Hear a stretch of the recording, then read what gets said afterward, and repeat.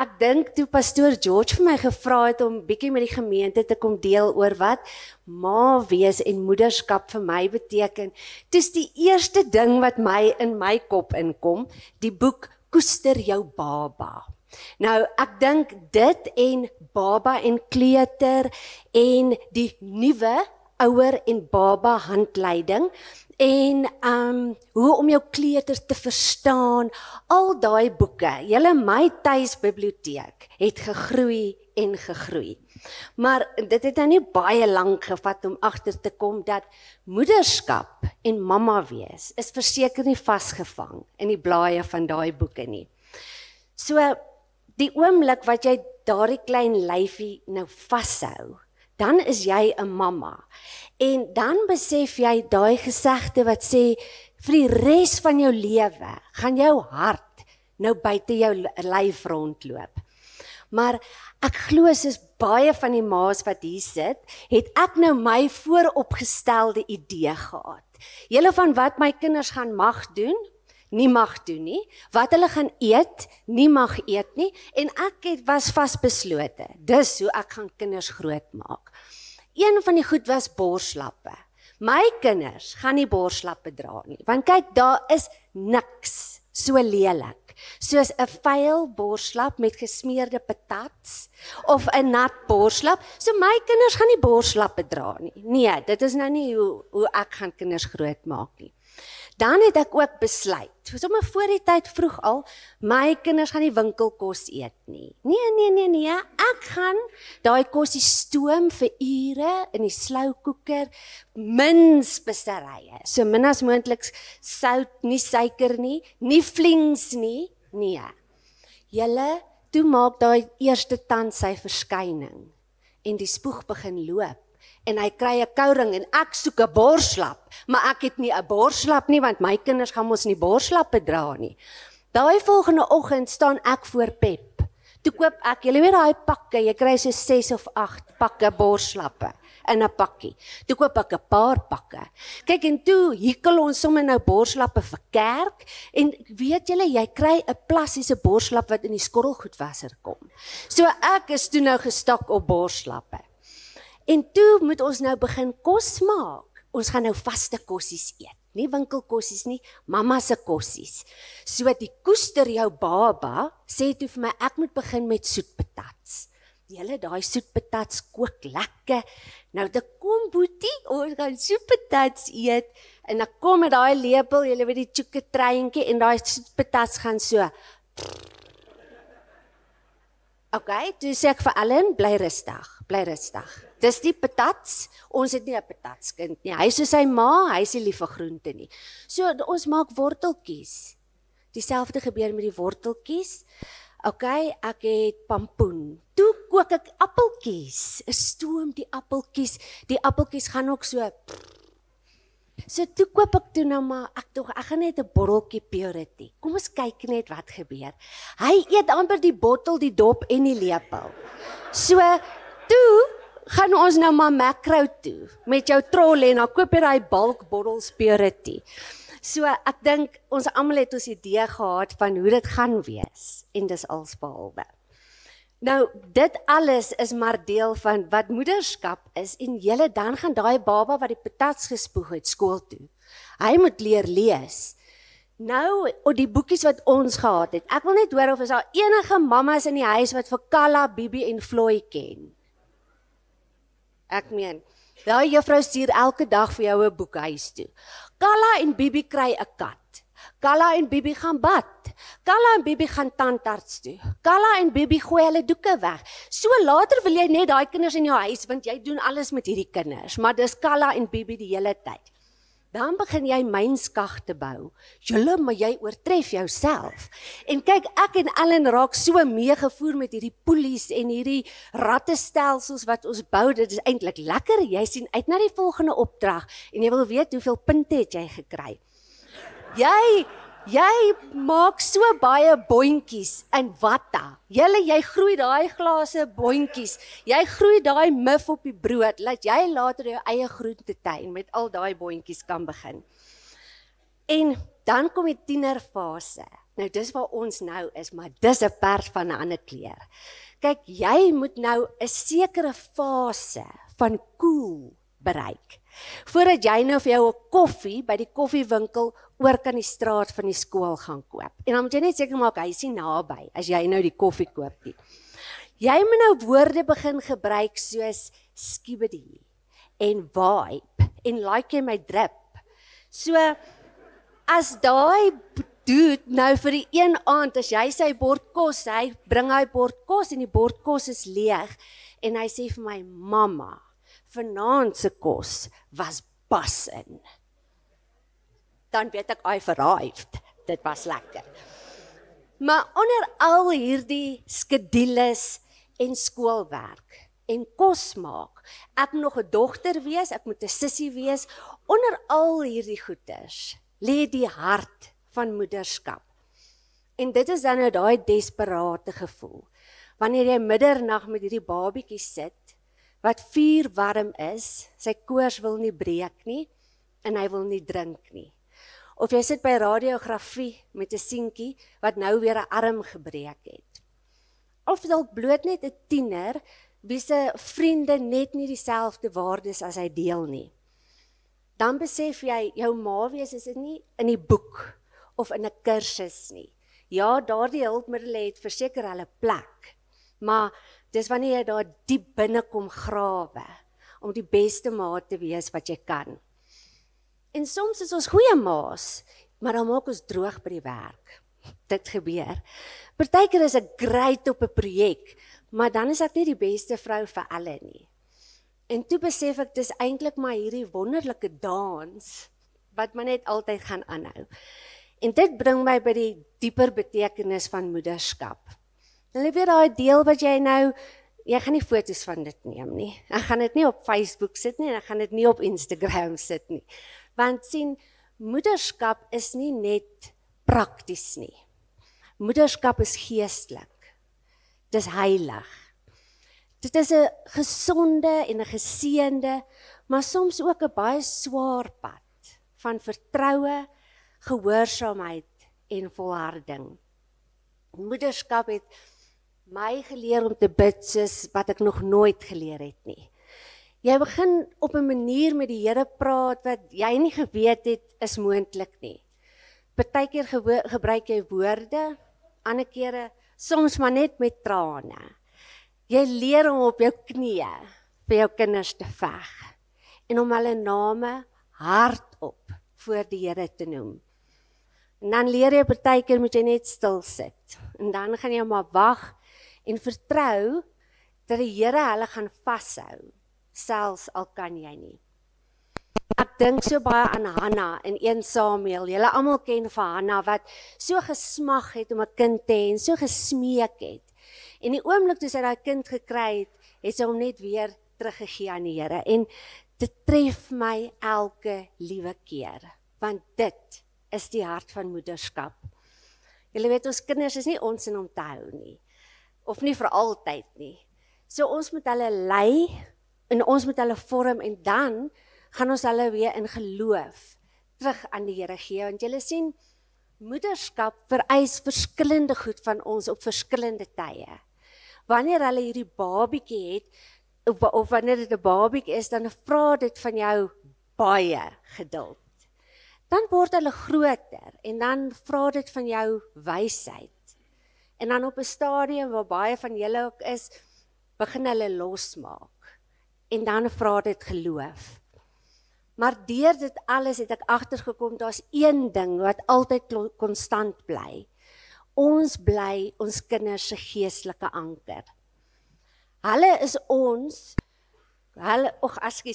is hulle kompas, solank as wat God dit beskik. En hulle is my seile, solank as wat God dit behaag. Maar wanneer jy vir hulle daai Bybelstorie vanaand lees, so eenvoudig soos Noag en die ark, of jy bid saam met hulle, of jy gee raad aan 'n tiener, of jy wys hulle reg met baie liefde, dan saai jy saad. Jy plant saad. Saad wat dalk eers heel wat later gaan vrug dra, maar jy hou aan saai, dag vir dag. En dan besef jy, God werk nie net in jou kinders nie. Hy werk ook in my. Moederskap het my geleer om nog meer op die Here te vertrou. Om dalk my perfeksionisme, ek sukkel nog, dalk net so bietjie te laat gaan en my kinders en my vrese aan hom oor te gee. En om te glo dat, weet julle, daar is iemand wat liewer vir jou kinders kan wees as jy, en dis hy. Moederskap is soms maar 'n eensame plek, maar jy is nooit werklik alleen nie. Die Here is in die kombuis, hy's in die kar, en mamas, pas op, hy's langs die sportveld. Hy's in die skoolsaal, maar hy sit ook saam met jou in daai hospitaal wagkamer. En hy sien elke traan, elke poging en elke opoffering. En dan sê hy, goed gedaan, my goeie dienares.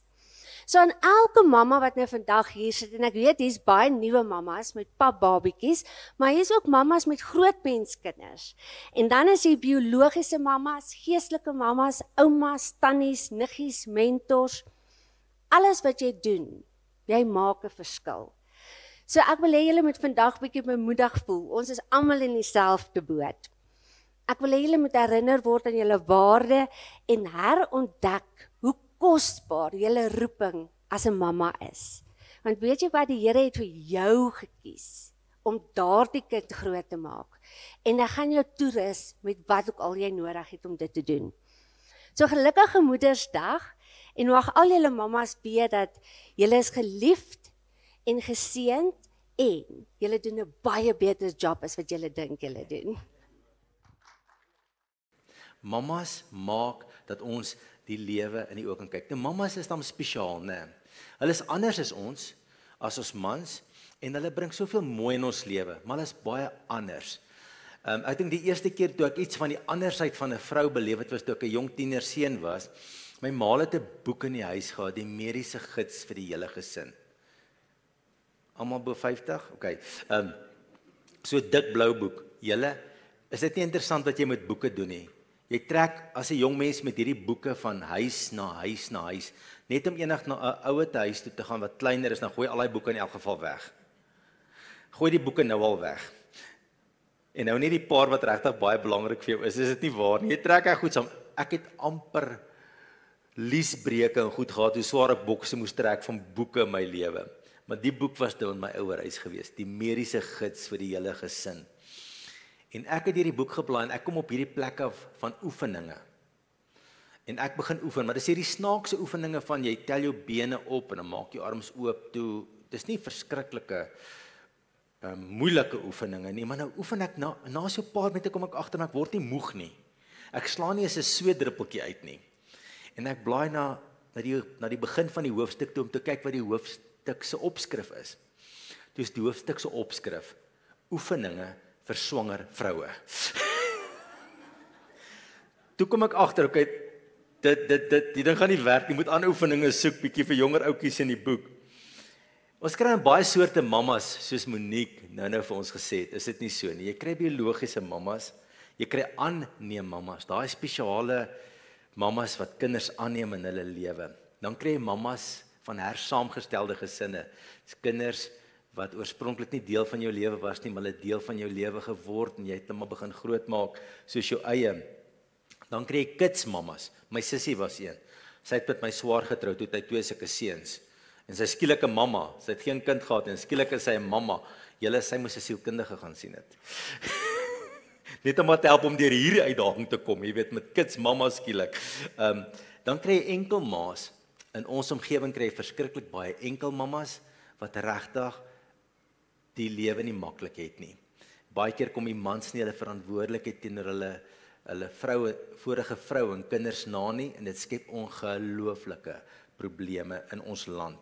Dan kry jy mense wat ma-figure is. Hulle is net in die kerk. Jy gaan nie vir hulle sê ma nie. En ek sien in ons kerk het iemand nou blomme vir hulle ma-figuur gebring vandag. Dis net iemand wat omgee vir jou. Wat belangstel in jou. Ek het baie sulke ek het my eie biologiese ma nog. Ek is so dankbaar vir haar. Want sy bly die lekkerste hierdie sokkies wat jy mee loop in die huis, hierdie breisokkies.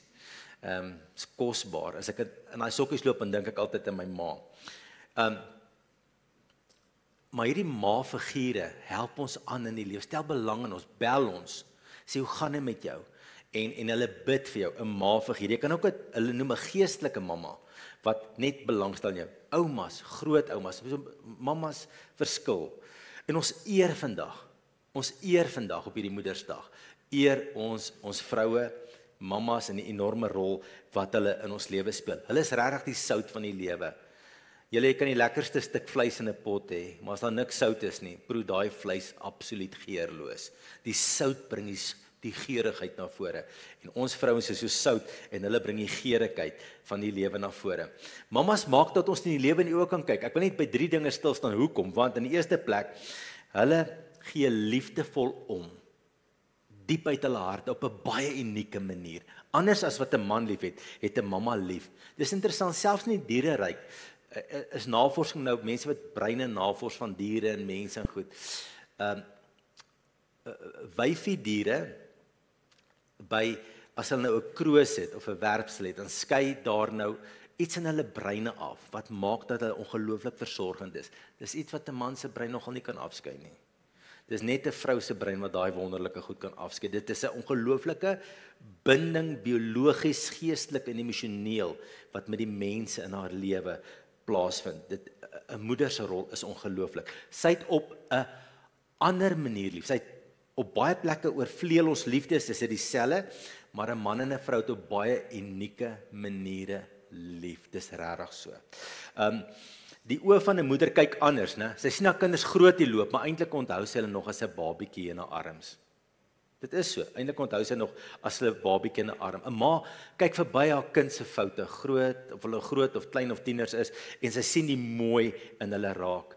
En die liefde van 'n moeder, ou Lukas Marie, onthou jy daai liedjie wat hy gesing het, is soos daai weduwee se kruik. Hoe meer sy gee, hoe voller word hierdie kruik. Dit lyk net daai hart van 'n ma is net so vol liefde om te kan gee, en ons waardeer hulle so in hulle lewe. Nou God word in die Bybel as 'n meer manlik beskryf, as 'n vader in die woord, as 'n vader beskryf. En dis reg so. Dis hoe God homself aan ons openbaar, oorwegend met manlike eienskappe. Maar God is nie manlik of vroulik nie, maar oorwegend lyk dit vir my asof die Bybel hom meer beskryf in die manlike terme. Maar God het baie in sy wese, want onthou, 'n man en 'n vrou is ten volle in die beeld van God gemaak, het ook hierdie moederlike eienskappe, moederlike liefde sy kant in hom, wat ons nooit moet onderspeel nie, en wat ons nooit moet misverstaan nie, en nie moet miskyk nie. Want dit wys die diepte en die grootheid van God se liefde vir ons. Ons lees byvoorbeeld daarvan in Jesaja 66 vers 13, soos 'n moeder haar kind troos, so troos ek julle. Julle sal veilig wees in Jerusalem. En dis asof die Here moederlik na sy volk Israel toe kom, nie vaderlik nie, moederlik na sy volk toe kom, en hulle in sy arms neem, en hulle teen hom vasdruk, en sê, alles gaan oukei wees. En is 'n ma se troos daarom nie anders as 'n pa se troos nie. Het jy al gesien as die seentjie met die fietsel, wat doen die pa? Kan jy nie konsentreer nie? En die ma spoeg, 'n ma se spoeg julle. It's magic. 'n Ma se spoeg, dis oral, né? Hier teen 18 is daai arme kinders al bespoeg. Nee, dit maak beter. 'n Ma se, toe maar my kind, is daarom net so kosbaar. 'n Ma se luister, 'n ma se aanraking. Julle, ek is nou al 'n ouer man in die lewe. My ma noem my nou nog as ek op die telefoon praat. Ek wil vir haar sê, moenie so vir my sê nie. Dan sê sy vir my, hallo seentjie. Dan dink ek, moenie dit vir my sê nie. Ek's groot, maar los my uit, jy weet. Maar dis mos die grappie van die pa, wat sy seun begrawe het. Hy was so 95 en sy seun was so 75 en die pa het vreeslik by die graf gehuil. En toe vra hy vir my, kom huil jy? Hy sê, nee, ek het net gister vir hom gesê, ek gaan hom nooit groot kry nie. 'n Ma vee trane af, 'n ma kyk dieper, sy lees tussen die lyne, sy voel goeters aan. Haar liefde is so diep, dit kry ook so seer, né? Want 'n ma kry seer. En vandag het sy net ook na my toe gekom en gesê, hier's vroue in hierdie kerk wat seer het, wat stikkend is, en die Here wil by jou stil staan. Ons sal later bid vir julle. Maar Sanet het met 'n woord van die Here gekom en gesê, ek moet net vir julle sê, die Here sien jou raak en hy gee om vir jou. 'n ma se teenwoordigheid is so wonderlik, né? Net daar te wees in die huis. Dit is soos, dit bring suurstof en atmosfeer in die huis in. Het julle al gesien, jy kan die mooiste huis hê, al die portrette en die mooiste meubels en leerbanke en alles. Julle manne, is dit nie waar nie, as die vrou nie daar is nie, is dit 'n leedop. 'n Vrou se teenwoordigheid maak die eenvoudigste huis 'n paleis, 'n goue paleis. Dit maak dit 'n plek is waarna jy wil gaan. Sonder 'n vrou se teenwoordigheid is huis regtig maar leeg. 'n Ma wil beskerm en versorg, sy wil toemaak. Kyk wat het Jesus in Matteus 23 vers 37 tot 38 gesê. Hy praat met Jerusalem. Hy sê: Jerusalem, Jerusalem, jy wat die profete doodmaak en die boodskappers stenig wat na jou gestuur is, hoe dikwels wou ek jou kinders bymekaar maak soos 'n hen. Let op die vroulike vorm. Soos 'n hen haar kuikens onder haar vlerke bymekaar maak, maar julle wou nie. Kyk, nou word julle stad as 'n pynhoop aan julle oorgelaat. Die Here sê, ek wil nie hê die oordeel moet julle tref nie. Hardloop onder my vlerke in. Ek wil goed vir julle wees. Ek wil julle beskerm. Ek wil julle koester. Ek wil julle lief hê. Soos wat hierdie hennetjie haar kuikens vir die kuikens omgee, so wil ek vir julle omgee. Ek wil julle koester.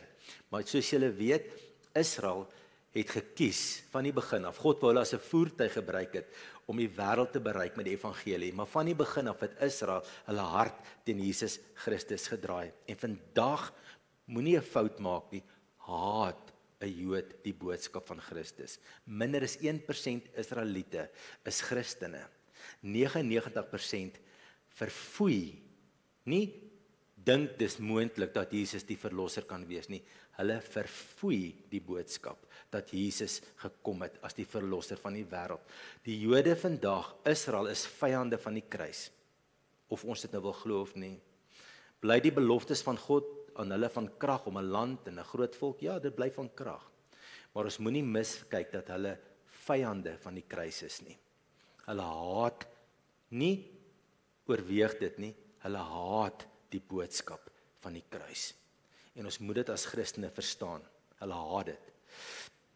'n Mamma se koesterde liefde is soos wat Jesus vir hulle sê, asseblief moenie dat die oordeel oor julle kom nie.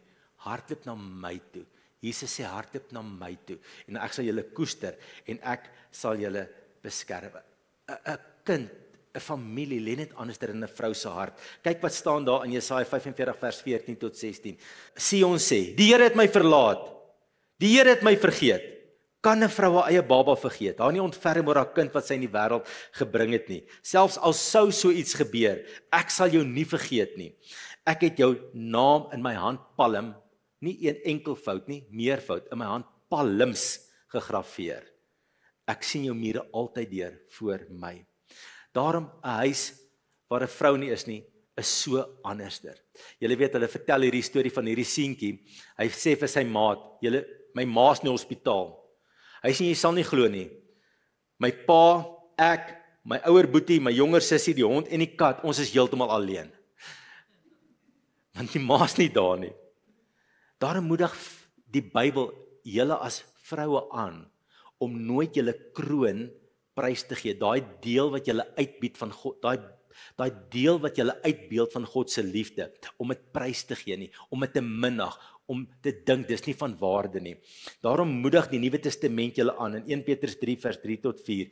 Ek lees die boodskap vir julle. Die vertaling wat in die boodskap vertaling is. Ek vra julle, sê Petrus, wanneer is 'n vrou regtig mooi? Die wêreld gee ons baie idees wanneer 'n vrou regtig mooi is, né? Vir 'n Christen sit skoonheid nie aan die buitekant nie, maar dit kom van binne. Moenie julle te veel daaroor bekommer of julle klere in die mode is en of julle hare pragtig versorg is nie. Mooi juweliersware is ook nie nodig om julle mooi te maak nie. Nee, 'n vrou se eintlike skoonheid kom van binne af. Hoe mooi is dit nie as 'n vrou sag en vriendelik optree nie. Of 'n vrou nou oud of jonk is, hierdie soort mooiheid kan jy nie van haar wegvat nie. In God se oë is dit die kosbaarste juwele wat 'n vrou kan dra. En hierdie ding is wat die wêreld wil wegvat van ons vroue vandag wêreldwyd. Vriendelikheid, sagtheid en 'n sagte geaardheid. Jy moet jou man staan waar jy werk, ons verstaan dit. Maar die oomblik as 'n vrou haar vriendelikheid en sagtheid prysgegee het, het sy haar kroon prysgegee. Dit wat haar regtig kroon as 'n prinses van die koning, van alle konings. En hou daai sagtheid, hou daai mooiheid, dis hoe God jou gemaak het. 'n Vrou se liefde is so versorgend van aard, is dit nie? Kyk wat staan daarso in Spreuke 31 vers 15. En sy staan op as dit nog nag is vroeg in die oggend en gee voedsel aan haar huisgesin. Kyk wat staan in vers 21 van dieselfde hoofstuk. As die winter kom, voel sy gerus, want sy weet haar gesin het genoeg warm klere vir die koue. Julle, ons as mans gaan winkel toe. Jy het 'n broek nodig. Waar dink jy? Ek het 'n broek nodig. Jy dink nie my vrou het klere nodig nie. Dit kom nooit in ons breine in nie. Ekskuus vroue om julle teleur te stel. Ons wil 'n broek hê. Ons storm hy winkel. Die vrou dink, my kind, my kleinkind, my man, sy sien daai klere aan die winkelpop en dink dit gaan mooi lyk aan haar boepens man. En dit lyk net nooit dieselfde nie, julle. Dit lyk nie dieselfde nie. 'n Vrou is versorgend. Sy sien goed raak in die breë spektrum. As ons gaan kos koop vir 'n braai, storm ons daarin en jy kyk, waar is die steak en het ek charcoal, ons is daar uit, né? 'n Vrou dink, volgende week moet ek kos koop tot Vrydag toe, en sy maak planne en sy dink net anders oor hoe hierdie week se versorging gaan loop. Julle vroue is wonderlik. Hulle weet instinktief goed hierdie versorging wat in hulle het, hierdie versorgingsvermoë wat hulle het, hierdie beskermende vermoë. Kan julle onthou toe die kleintjies, toe julle kinders klein was, en die maag gee seer, net huil en dit gaan te keer. Die man staan daar, wat moet ons maak? Hy trippel op aan hom. Die vrou skree net, bring jy grypwater, en wat ook al, nee, en die man hol net rond en dra nie medisyn, maar los daai kleintjie alleen by 'n man. Ek weet daar's uitskiete, julle mag beloof julle, hulle is net hier en daar, maar oorwegend is die mans heeltemal hopeloos as dit by hierdie goeters kom. Dank die Here vir ons mammas en vroue mans, kan ons 'n bietjie vir hande klap in hierdie kerk. Hulle is great, hulle is so wonderlik. So in die eerste plek, maak mammas dat ons die lewe in die oë kan kyk, want hulle is so vol liefde, en hulle bring soveel 'n ander kant van God se liefde in ons lewe in. Die tweede ding hoekom mammas ons help om die lewe in die oë te kyk, is want hulle leer ons om God se goeie pad te loop, om sy woord te volg. En kyk wat staan daar in Spreuke 1 vers 8 tot 9. My seun, jy moet luister na die onderrig wat jou vader jou gee. Moenie wat jou moeder jou leer verontagsaam nie. Dit sal jou lewe versier soos 'n krans, soos 'n blommekrans of 'n blarekrans op jou kop, soos 'n kroon.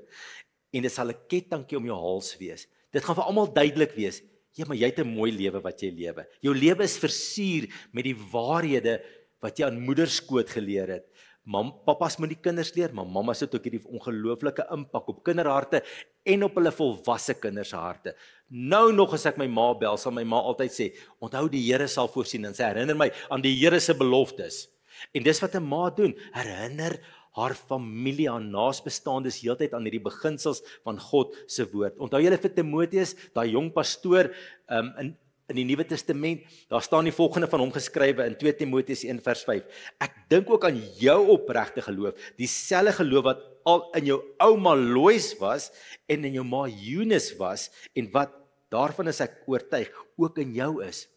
Daarom sê hier 'n skrywer, hy sê die heel beste universiteit wat daar in die lewe is op moedersnieg. As daai wat mamma met jou deel, as 'n kind, is die beste wat jy kan leer. En die beste manier om jou kind vir die toekoms voor te berei, is om van jongs af die woord van God in hulle harte te skryf. Mammas, oumas, grootoumas, moet nooit onderskat die impak wat jy het op 'n kinderhart, ook op jou volwasse kinders se hart nie, as jy die woord van die Here met hulle deel nie. Doen dit.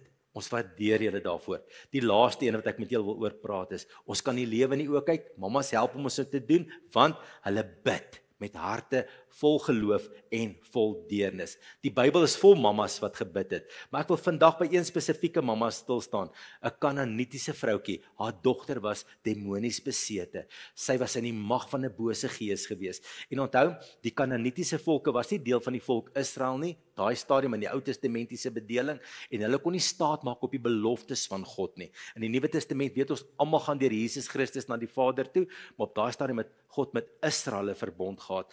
En as jy by God wil uitkom, moes jy deel van die volk Israel word. Maar hierdie Kanaanitiese vrou staan buite die beloftes, staan buite die verbond, staan buite al die mooi goed wat God wil doen met sy volk. Maar sy kom na Jesus toe met haar dogtertjie wat so geknel is, wat so seer het, wat so gepynig word deur hierdie bose gees. En dan lees ons in vers 21 van Matteus 15. Jesus het daarvan weggegaan en na die streke van Tyrus en Sidon toe vertrek. 'n Kanaanitiese vroutjie wat in daardie gebied gewoon het onverwags by hom aangekom. Sy het aanhoudend geroep, ontferm U oor my, Here, seun van Dawid, my dogter is in die mag van 'n bose gees en dit gaan sleg. Maar hy het haar niks geantwoord nie.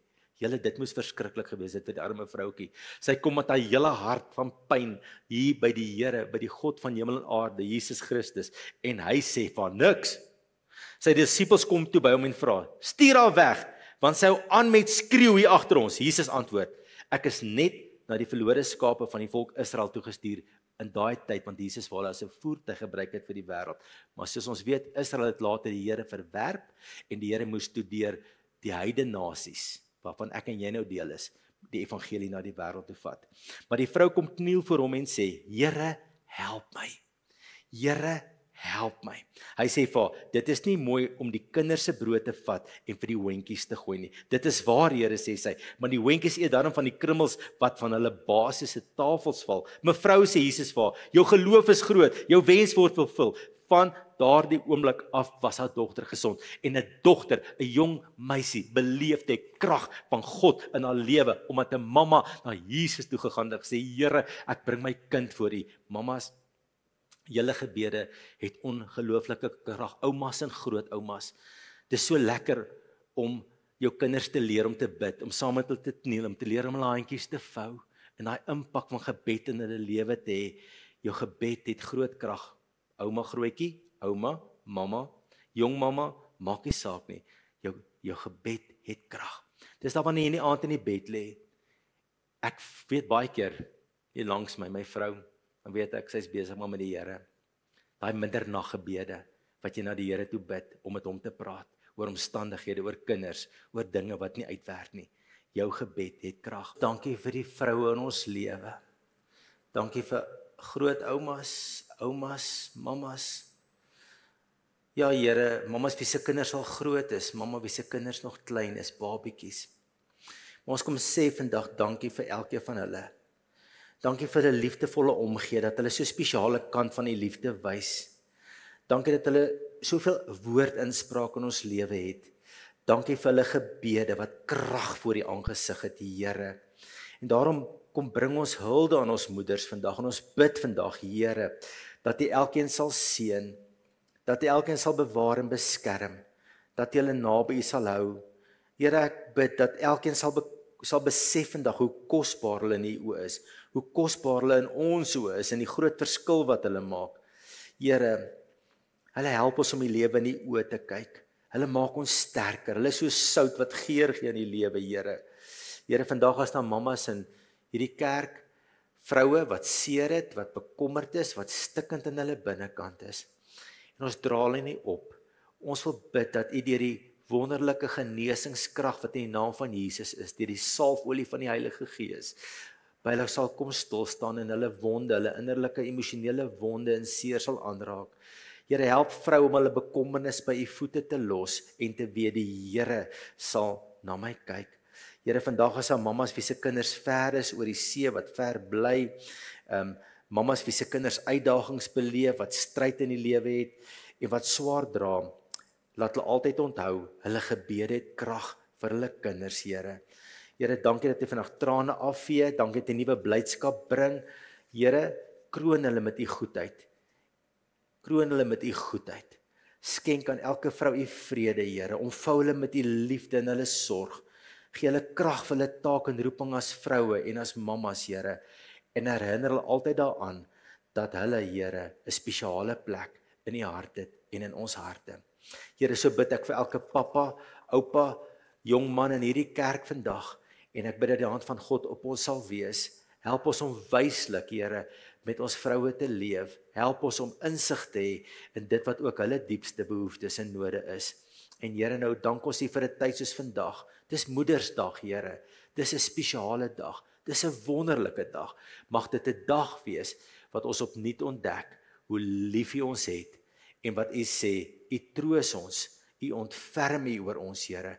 U versorg ons. U is 'n goeie God en daarom bid ek dat die hand van die Here oor elkeen van hierdie mense sal wees wat vandag na hierdie huis van gebed toe gekom het. Seën hulle hierdie dag en in hierdie week in die groot en alles oortreffende naam van ons wonderlike Here Jesus Christus. Kan ons almal sê amen?